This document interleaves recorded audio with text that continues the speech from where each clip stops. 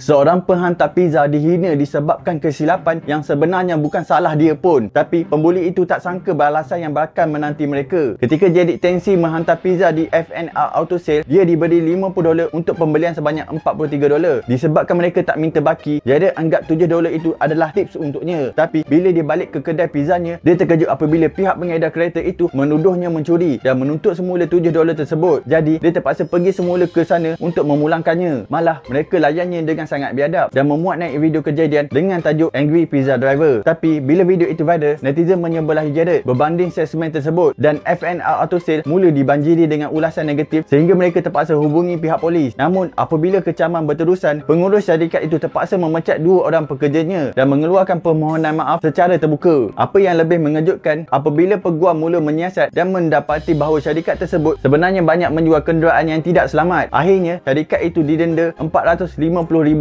dan diarahkan tutup secara kekal. Sementara itu, Jared pula menerima dana lebih $30,000. Komen pandangan korang.